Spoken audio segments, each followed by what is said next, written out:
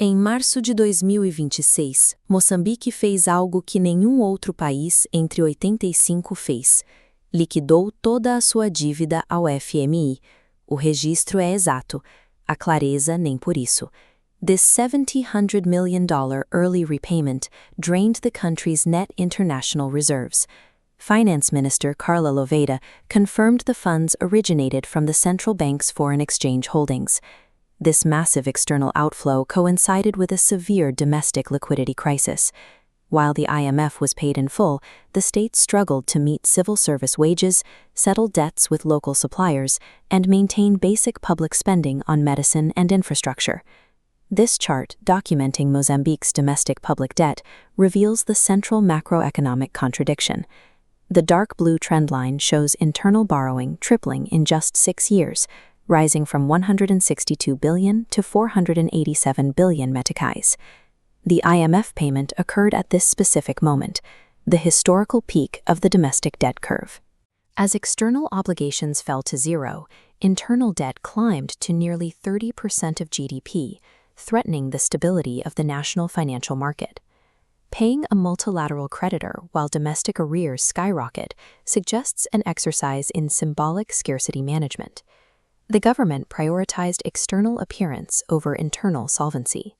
Simultaneously with the IMF repayment, the government engaged the consultancy Alvarez and Marsal to support a restructuring of the nation's remaining public debt. Hiring debt restructuring specialists reveals the true state of the nation's finances. The crisis remains.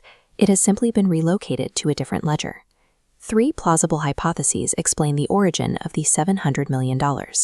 A direct draw on net international reserves, an intrastate swap between the Treasury and the central bank, or an undisclosed bilateral credit line from a partner like China or the UAE. Using the central bank's reserves was always the most parsimonious theory. This approach carries a direct opportunity cost, reducing the state's capacity to absorb external shocks or intervene in the exchange market. The government's initial silence regarding the source of these funds is problematic.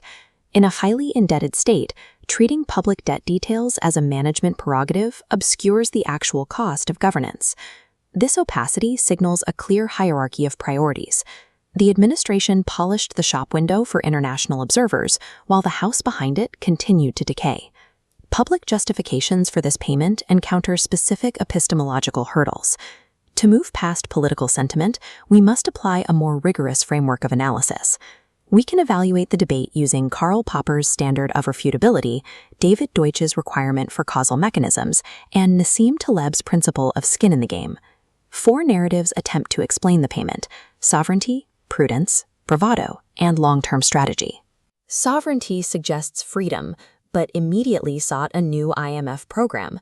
Prudence argues fiscal discipline, but markets responded with confusion over paying one creditor while hiring consultants for another. These narratives function as retroactive justifications. They prioritize political theater over a candid, honest explanation of the true economic reality. The bravado narrative frames repayment as a masterstroke. Under Popper, this is unfalsifiable. Future failures are blamed on external forces. Long-term strategy claims it secures gas negotiations, but invoking secrecy makes this impossible to test. Public funds require verifiable mechanisms. This $700 million transaction is a symptom of a much larger systemic issue. The focus on the payment itself obscures the chronic macroeconomic state of the country.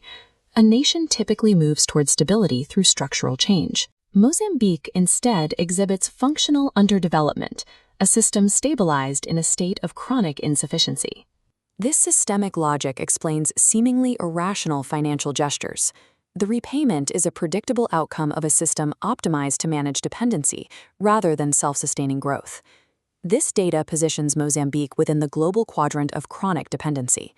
With internal savings at just 4.2% of GDP, the red dot anchors Mozambique far behind developing nations like Botswana and Vietnam, which maintain 25 to 35%. The demographic trajectory provides final evidence of a lack of structural transformation. The 70-year flatline is unique to Mozambique.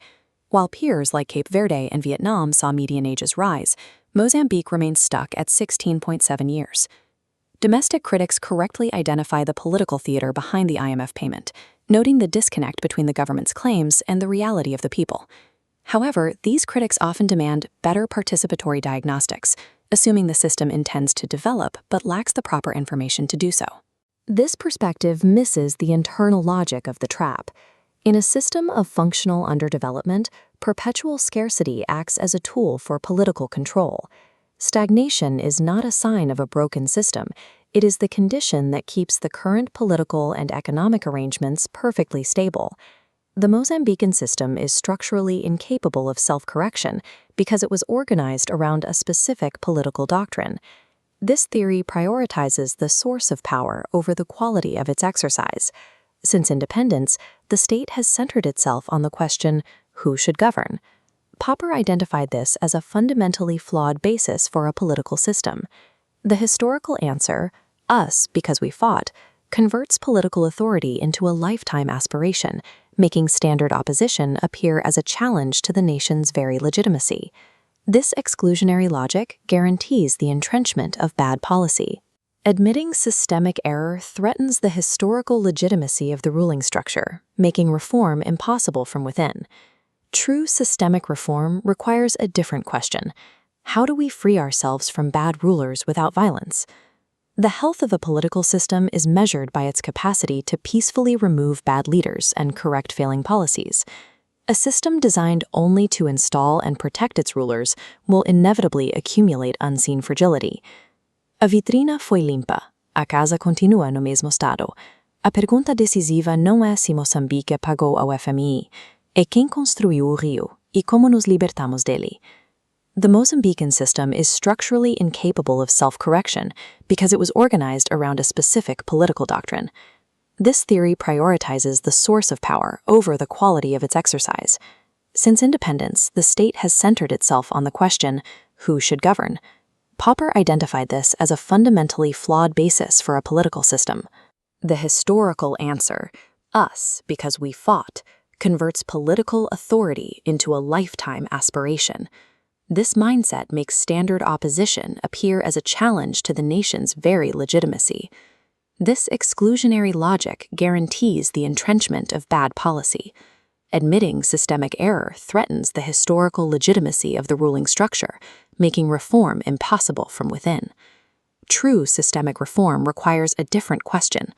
How do we free ourselves from bad rulers without violence?